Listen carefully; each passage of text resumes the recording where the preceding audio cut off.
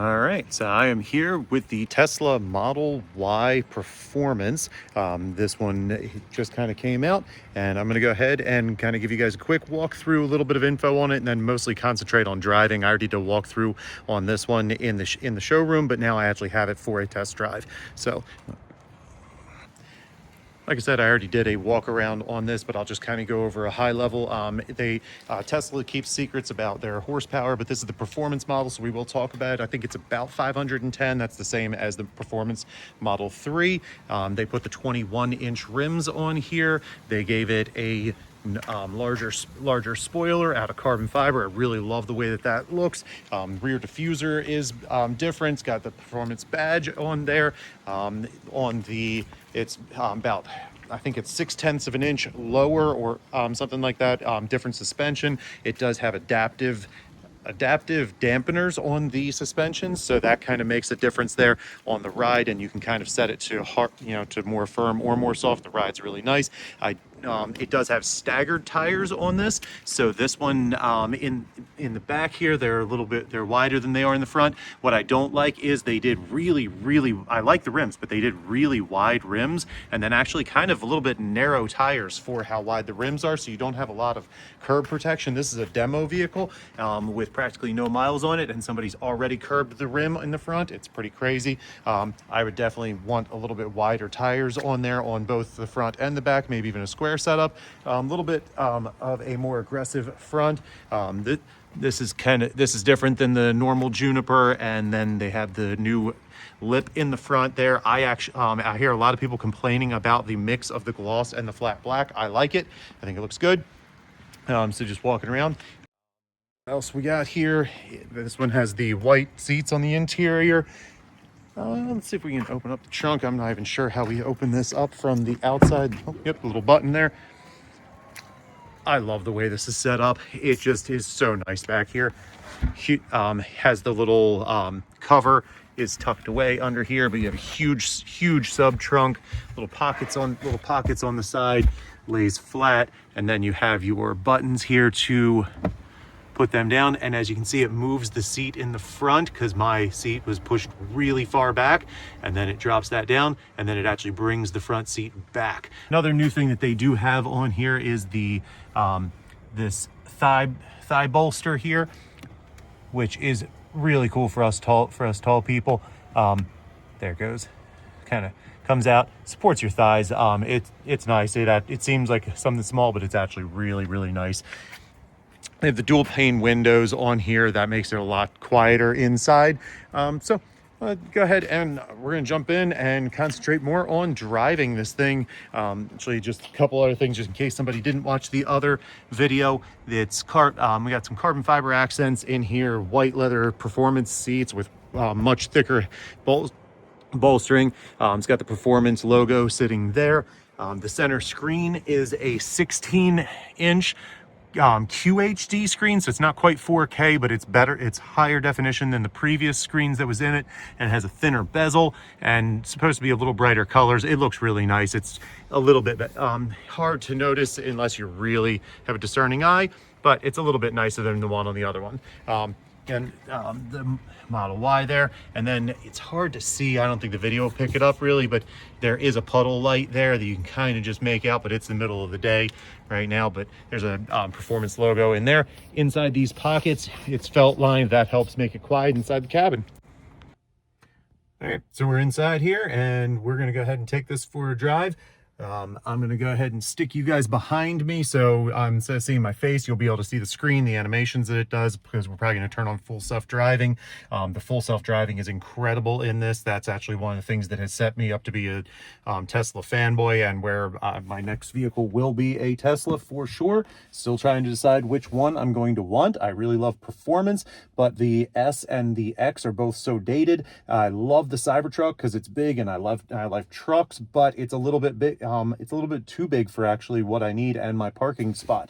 So without further ado, let me go ahead and throw the seatbelt on. And the first thing that you'll see on here is that you do shift on the screen. I don't mind it. I think it's kind of cool actually. So I already have this set in the settings here. I'll show you real quick. In dynamics, I have this set to insane, and standard deceleration, standard ride. So that's just because I want to kind of see how it performs. Anyway, other than that, let's go ahead and take this for a spin. The cameras are beautiful in this. It's a little bit wet out today, unfortunately. I do wish that they did an overhead camera here instead of this 3D rendering, but the camera system overall is really, really nice. It is so quiet inside of this car that I actually do have here. I was thinking about using my little whatever these are, but well, I decided not to. I think you'll be able to hear me just fine over the even over the road noise.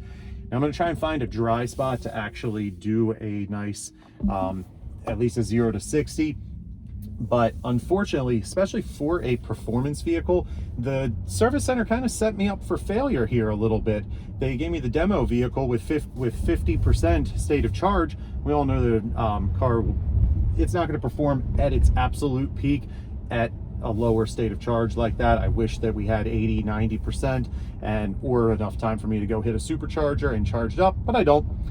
So we're just going to have to do our best with that. The other thing here is that it's a little bit wet out, so I'm not going to be able to really get a great launch.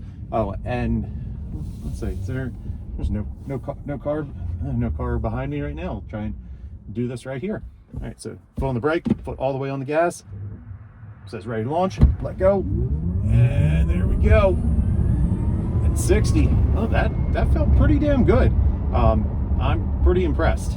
Now, it didn't quite snap your neck back like how some EVs do, the Plaids, or even my Rivian seemed to kind of hit off the line a little harder than that, but they're more powerful. They're heavier, but they're more powerful. This is supposed to be a little more nimble, and I kind of like that. It's fun to drive. I'm wondering if we had 100% state of charge and dry, completely dry and warm and good traction, if it would be a little bit better. It's quite likely it would, but the other thing is, it's not that they made that big of an improvement on the 0 to 60 time on this. It's only like 0.2 of a second faster than the old Model Y, but where this is really supposed to excel is that it has a hairpin, I think, don't quote me on any of this.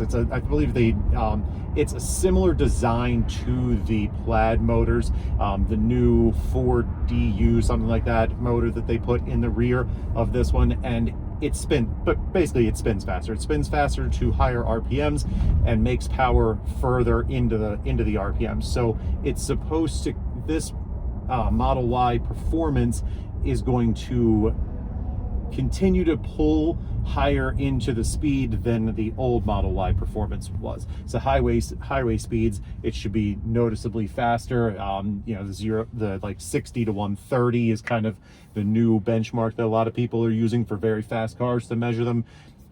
And that will be faster on this. Unfortunately, you really can't we can't really test that out because they speed limit these to either 80 or 85. We'll find out here in a minute, certainly, but the power starts actually rolling off at 70, 75-ish, I think.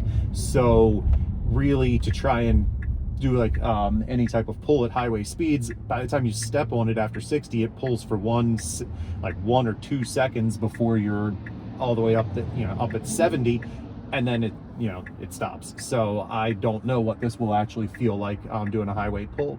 So I'm just I always talk about the stereos on these. I absolutely love it. They have a subwoofer setting. Oh, I'm sitting here in the middle of the road, my bad. So let's go ahead and pull. That's really got a good bit of pull to it. I'm liking it. State Highway 38. We've got a minute in here. Let's go ahead and we will turn on the full self-driving. You just hit this button here and it comes up, and now it's on. They turns the blinker on because Tesla's a better driver than I am. I wouldn't have been using my blinker at this time. And I'm actually not sure what mode it's in. So let's go in here and we can just go right into autopilot, full self-driving, supervised profile. Let's go to hurry. That's interesting. It doesn't have Mad Max showing on there. I wonder what version this has on it. So I've bumped that up to hurry. It's really nice that I can do this and kind of really not be paying any attention to where we're driving right now. Actually, I'm gonna take back over for a second because the road's wide open. So let's do.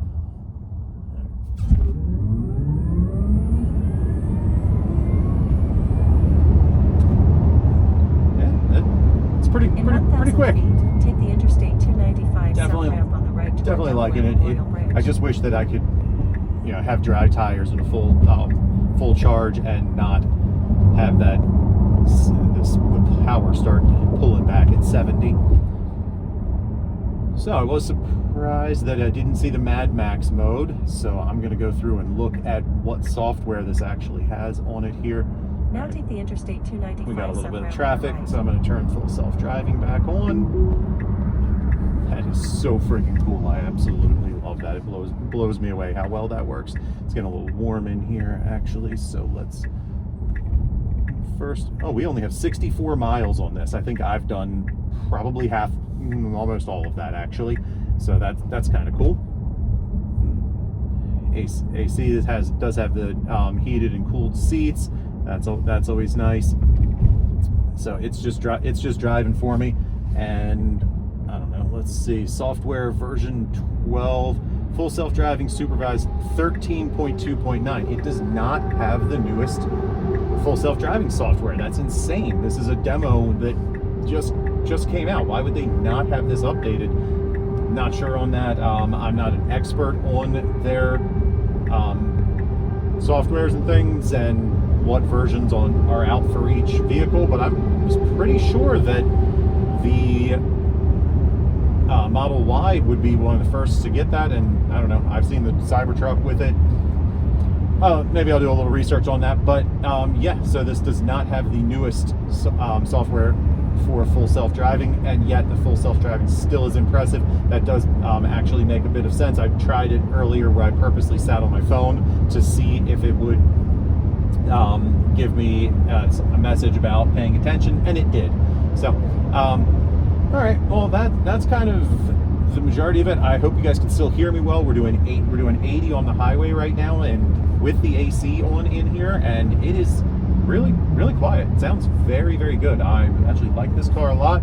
It's a little bit, I like a lot of space. I'm a big guy. I'm 6'3", 6'4", so I like a little. The center console here is actually kind of just intruding a little bit on me. So well, I can't go any faster, so I'm gonna go ahead and get over here. Somebody's tailgating me, and I have limited speed. But let's see. Yeah, overall, I really like this car. I just